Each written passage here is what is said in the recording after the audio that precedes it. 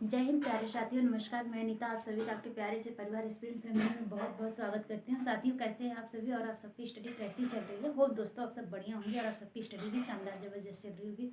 दोस्तों चलिए आज के सेशन में हम देखते हैं अरबी संख्या पद्धति क्या थी, उसके बारे में हम जानकारी ले लेते हैं, जो कि पेडागोजी में आपको देखने को क्वेश्चन मिल जाता है।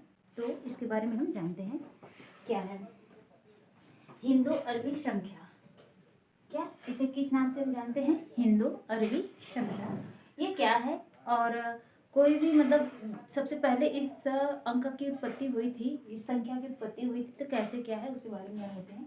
तो भारतीय अंक प्रणाली को पश्चिम के देशों में हिंदू अरबी अंक प्रणाली के नाम से जाना गया। जो हमारे भारत की अंक प्रणाली सिस्टम चलती है, जो 0, 1, 2 ये सब वाला ऐसे डॉट डॉट करके 9 चलती है, तो ये जो भारतीय अंक प्रणाली था, इसे पश्चिम देशों में क्या कहा गया? हिंदू अरबी अंक प्रणाली। ठीक। नेक्स्ट पॉइंट में यूरोपीय देशों में इस अंक प्रणाली का ज्ञान अरब देश से प्राप्त हुआ था।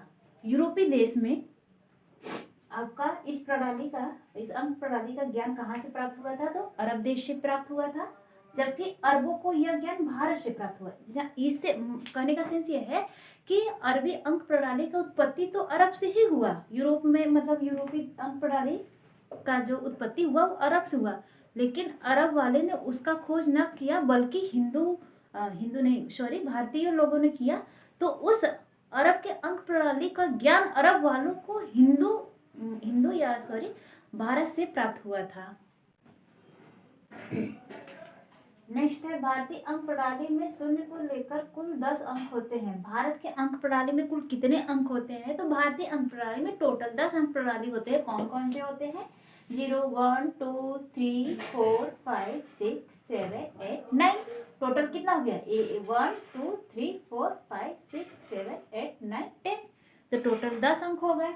अतः इसे दार्शनिक प्रणाली भी कहते हैं। अतः हम इसे दार्शनिक प्रणाली के नाम से भी जानते हैं। टोटल 10 संख्या होने के कारण इसे हमने दार्शनिक प्रणाली कहा है। भारतीय अंक प्रणाली स्थानीय मान पर आधारित होता है। जो भारत का नंबर सिस्टम है, अंक प्रणाली है, वो किस पे डिपेंड करता है? तो वह स्थानीय मान पे डिपेंड करता है। यह योगात्मक एवं गुणात्मक प्रकृति का होता है। ये इंपॉर्टेंट पॉइंट है। भारतीय अंक प्रणाली किस प्रकृति का होता है? तो भारतीय अंक प्रणाली जो होता है वह योगात्मक एवं गुणात्मक प्रकृति का होता है। नेक्स्ट पॉइंट है केवल 10 अंकों के योग से ही बड़ी संख्या लिखी जा सकती है, वे भी कम स्थान घेरे, जबकि रोमन अंक प्रणाली ऐसा नहीं है। देखिए कह रहा है कि केवल 10 अंकों के योग से ही बहुत बड़ी से बड़ी संख्या लिखी जा सकती है। जैसे आपको 9576 लिखना है, ये हो गया। अगर 9 लाख लिखना है तो इसी में कुछ जोड़ दीजिए। मतलब कितनी भी बड़ी संख्या डॉट डॉट करते रहिए, आपको केवल 0 से लेके 9 तक के ही अंक देखने को मिलेंगे। अगर 11 लिखना है तो 1 1, तो एक ही एक हो गया। 25 लिखना है तो 2 और 5, मतलब छोटा अंक हो या बड़ा अंक हो, आपको केवल इन्हीं 10 अंकों का ही प्रयोग से आप कितनी भी अनंत संख्याएं लिख सकते हैं। तो वही कह रहा है कि और ये स्थान भी कम घेरते हैं, जबकि रोमन अंक स्थान बहुत घेरता है। जैसे रोमन अंक में मान लीजिए आपको 3 लिखना है, ये एक इतना देखिए, जैसे आपको हम एग्जाम्पल में देते हैं, जैसे ये इतना स्पेस है, इसमें हम 3 लिख दिए। अगर इतने स्पेस में हमको मान लीजिए 3 लिखना है तो 1 2 3, तो ये स्थान घेर रहा है, ये कम स्थान घेर रहा है। तो वही बोल रहा है कि रोमन अंक की अपेक्षा ये कम स्थान घेरता है।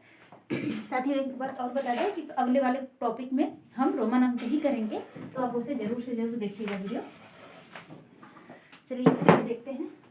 भारतीय अंक प्रणाली में गणितीय संख्याएं जैसे योग हो गया, अंतर, गुणा, भाग, वर्गमूल आदि करना बहुत सुविधाजनक होता है।